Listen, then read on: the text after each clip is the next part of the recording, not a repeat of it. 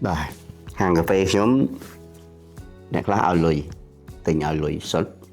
អ្នកខ្លះទីកុងធនាគារនេះ QR ធនាគារនោះបាទចឹងខ្ញុំត្រូវមានកុងធនាគារ QR ធនាគារច្រើនណាបាទល្ងាចឡើងបោកបញ្ជីវិលមកតែម្ដងបាទហាលុយក្រៅផងអាកុងធនាគារនោះពី3ចូលគ្នាផងបាទចឹងពិបាកមែនតើប៉ុន្តែកត់លុយគឺជាដំណោះស្រាយមួយបងប្អូនអាចទាញយករបាយការណ៍ពីធនាគារជាច្រើនដាក់បញ្ចូលទៅក្នុង app កត់លុយ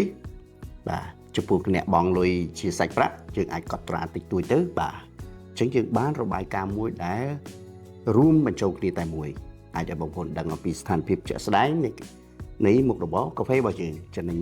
ប្រហែលថ្ងៃហ្នឹងបាទខែហ្នឹងបាទឆ្នាំហ្នឹងបាទអញ្ចឹងធ្វើឲ្យបងប្អូនមានការសម្រេចចិត្តបានល្អតាក់ទងទៅនឹងអាជីវកម្មរបស់យើងពង្រីកពង្រួមឬក៏បិទចោលបាទអរគុណ